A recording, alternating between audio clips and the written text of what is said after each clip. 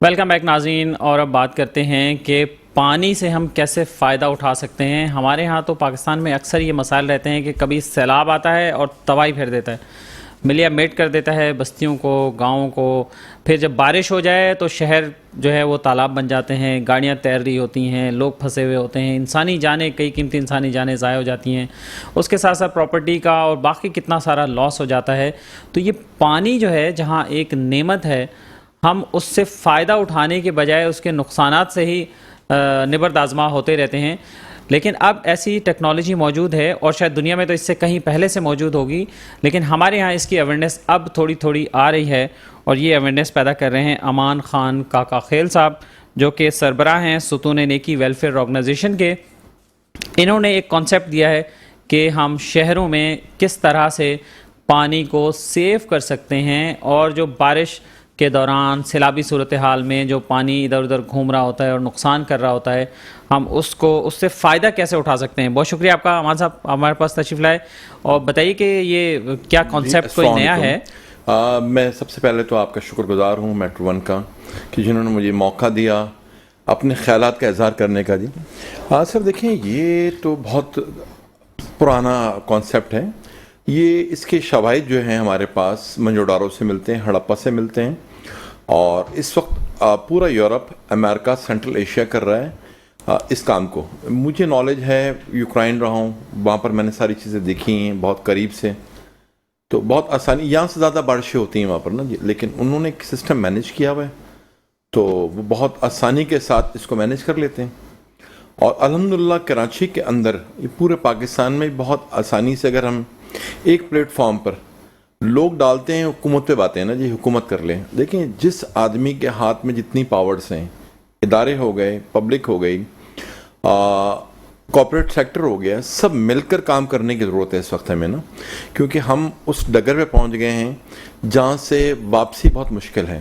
کیونکہ اس وقت new York میں ایک کلاک لگ گئی ہے، وہ کلاک کہہ رہی ہے کہ 7 سال کے اندر 7 سال سے ڈیز کم ہو گئے ہیں، اور اتنی اہم جگہ پر وارننگ دینا کوئی معمولی بات نہیں ہے کہ ہمیں فوری طور پر اپنے آپ کو سیدھا کر لینا ہے معاملات کو، نہیں تو کلائمیٹ تباہی کی طرف ہے ٹوٹلی طور پر نا سر۔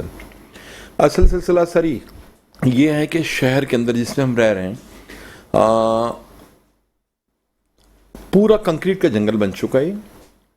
پانی بیسکلی الیکٹرانک ڈیوائس سے مسلسل لوگ نکال رہے ہیں، کمرشل لیول پہ نکل رہے ہیں، وہ چلے گئے 3000 فٹ تک ڈیپتھ چلے گئے ہیں زیر زمین پانی نکالنے کے لیے، کیونکہ ان کی مجبوری بھی ہے کہ بھئی ان کو پانی چاہیے، ٹھیک ہے۔ اب وہ پانی کو کیمیکل زدہ کرتے ہیں اور ندی نالوں کے ذریعے سمندر پرت کر دیتے ہیں۔ اس سے سب سے بڑا پرابلم یہ ہوتی ہے کہ آپ کا جو میرین لائف ہے وہ ڈسٹرب ہو گئی ہے، اور واٹر لیول دن بدن ڈاؤن سے ڈاؤن ہو رہا ہے۔ اس کو ہم بہت اچھے انداز میں مینیج کر سکتے ہیں، ٹھیک ہے۔ اور پچھلے سیزن میں الحمدللہ ہم نے اپنے پروجیکٹس پر 2 کروڑ گیلن سے زائد پانی زیر زمین سیو کیا۔ نہ صرف سر یہ بارش کے پانی، بلکہ جو ڈیلی بیسس پر واٹر ہارویسٹنگ ہوتی ہے، مساجد کے وضو کے پانی کو ہم ڈائیورٹ کرتے ہیں زمین کے اندر، اس سے سب سے اچھی جو سائن جاتا ہے وہ یہ ہوتا ہے کہ مساجد کو بار بار بور اپنا ریپیٹ کرنے کی ضرورت نہیں ہوتی ہے۔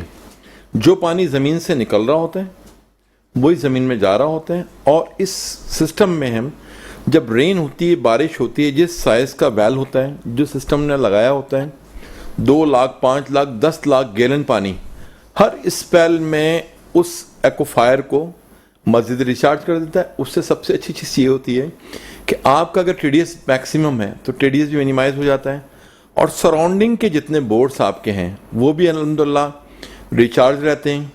ابھی میں کام کر رہا تھا اس پر، پیالہ بیک سائڈ پر کچی آبادی ہے۔ سلسلہ یہ ہوتا ہے سر کہ کراچی میں پانی ورٹیکل اور ہارزونٹل وے میں چلتا ہے، یعنی کہ سمندر کا اپنا پہاڑوں کی سائڈ سے، نارتھ آباد کی سائڈ سے پانی آ رہا ہوتا ہے، ندیوں کی طرف جا رہا ہوتا ہے، قدرتی عمل بہت پورا عرصے سے ہو رہا ہے۔ اب سلسلہ سر یہ ہوتا ہے کہ کچی آبادیاں یا کچے گھر وہ ڈوب جاتے ہیں، اکثر ڈوبے رہتے ہیں۔ ہم نے اس کا ایک بہت آسان حل نکالا کہ وہاں ویل بنائے، اور جو ان کے پہلے سے ویل موجود تھے ان ویلوں میں ہم نے اس جو پانی کی تباہ کاری تھی اس کو ڈائیورٹ کیا، اس سے بینیفٹ یہ ہوا کہ ان کے بور وہ نہ صرف پانی بھرنے سے بچ گئے بلکہ ان کے بور 9 مہینے تک سر ریچارج رہے الحمدللہ. 9 ماہ تک 9 ماہ تک جو ہے نا. بھی پرسوں میں کام کر رہا تھا اس پر. اور سر خوشائن بات سب سے اہم یہ ہے کہ میں نے بھی ایک بنس گارڈن میں ویلس ہیں 5 فٹ بائی 75 فٹ کے نا, تو اس پر میں نے ورکنگ کی. 2 ویلس ہیں تو الحمدللہ میئر صاحب بھی تشریف لے کر آئے, ڈپٹی میئر صاحب بھی آئے اور انٹرسٹڈ ہیں اس کام اور اس پروجیکٹ کے اندر کہ اس کو مزید بڑھایا جائے شہر کے حوالے سے. اور ابھی انہوں نے ایک بتایا ہے کہ بھئی مسلم جیم خانہ اور یہ پولو گراؤنڈ کے درمیان گورنر ہاسپٹل روڈ آ رہا ہے, بہت زیادہ پانی ہوتا ہے. ابھی ہم سٹارٹ کر رہے ہیں پروجیکٹ پر, اس پروجیکٹ پہ کام نا جی. ہاں وہ بھی اکثر وہاں بھی رہتا ہے وہ جی. اکثر. دیکھیں کراچی کا ساؤتھ کا جو سب سے بڑا ایشو ہے نا سر, دیکھیں پانی کی ٹریولنگ ہزاروں میل سے ہوتی ہے. یہ آتا ہے پہاڑوں سے ٹریول کرتا ہوا آ رہا ہوتا ہے اور سمندر کی طرف جاتا ہے, نشیبی علاقہ ہوتا ہے. تو اب ہمارے پاس سلسلہ یہ ہے کہ جو ساؤتھ کے اندر پانی ہے مختلف ڈسٹرکٹ سے جا رہا ہوتا ہے سر. یہ ویسٹ سے بھی آتا ہے پانی, ڈسٹرکٹ سینٹرل سے بھی آتا ہے, ایسٹ سے بھی آتا ہے. اب جو روڈ آپ کے ہیں پانی جست تو کر نہیں رہے نا, بلڈنگیں کر رہی ہیں, یہ ایک رن وے کا کردار ادا کرتے ہیں, پانی کی اسپیڈ کو اور مزید بڑھاتے ہیں. اور جس طرح پانی جا رہا ہوتا ہے وہ شہر کے لیے پھر تباہی کا باعث بنتا ہے.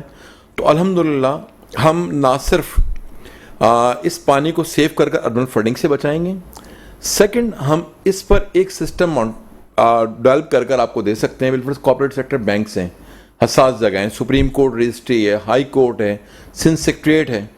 اب یہ بڑی گنجان آبادیوں میں علاقوں میں ہے, ٹریفک کا بہت فلو ہوتا ہے اس میں.